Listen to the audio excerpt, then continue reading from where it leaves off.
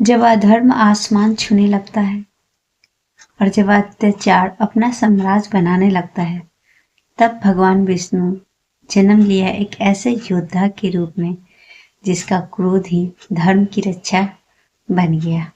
यह कथा है परशुराम अवतार की। तो नमस्कार दोस्तों, आप देख रहे हैं आस्था संवाद और मैं हूं आपकी दोस्त अनु। और आज मैं लेके आई हूं हिंदू धर्म के विष्णु भगवान के छठवें अवतार जानने वाले प्रभु परम परशुराम को युद्धा ऋषि कहा गया है। एक ऐसा व्यक्तित्व जिसे तपस्या की गहराई और युद्ध कला की तीव्रता दोनों ही मौजूद थी। जन्म कथा है कि महर्षि जन्म और माता रेणुका का यहाँ परशुराम का जन्म हुआ और कहते हैं कि वो जन्म से ही असाधारण शक्ति और दिव्य तेज वाले थे। उनका बालकस्य धर्म, तप और विद्या, शास्त्र सिखाते हुए बीता है। भगवान शिव ने स्वयं उन्हें पशु यानी कुल्हाड़ी प्रदान की थी और कहा कि परशुराम, यह शस्त्र तुम्हें धर्म की रक्षा करने के लिए दिया गया है। इसका उपयोग सदैव न्याय के लिए करना चाहिए। कार्य क्षेत्र, क्षत्रियों के अत्याचार का अंत। उस समय पृथ्वी पर जब कुछ राजा के अहंकार और अत्याचार बहुत ही बढ़ गया था, तो प्रजा का शोषण कर रहे थे, धर्म का पालन नहीं करते थे और ऋषि मुनि का अपमान करते थे। एक दिन सम्राट सहिष्णु नामक राजा ने परशुराम के पिता महर्षि जन्मदिन का अपमान किया और आश्रम को लूट लिया। इससे क्रोधित होकर परशुराम ने प्रण लिया। परशुराम भगवान ने प्रण लिया कि जब तक अन्याय क्षत्रियों का घमंड न तोड़ूं, मैं विश्राम नहीं करूंगा।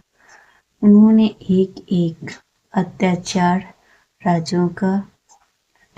राजाओं का नाश किया और पृथ्वी को 21 बार धर्ममय किया और धर्म और न्याय का संदेश है।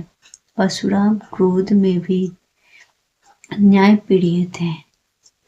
उनका लक्ष्य कभी भी बदला लेना नहीं था, बल्कि अत्याचारियों को उनको खत्म करना था। उनका लक्ष्य था कि हमें अपने धर्म की रक्षा करना है।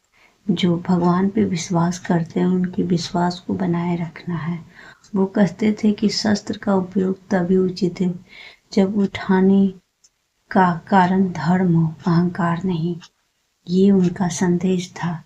परशुराम का योग और धनु विद्या में सर्वश्रेष्ठ था और भीम, कर्ण और अन्य द्रोणाचार्य जैसे योद्धाओं के गुरु पृथ्वी पर मर्यादा और धैर्य शौर्य की पुनर्स्थापना की।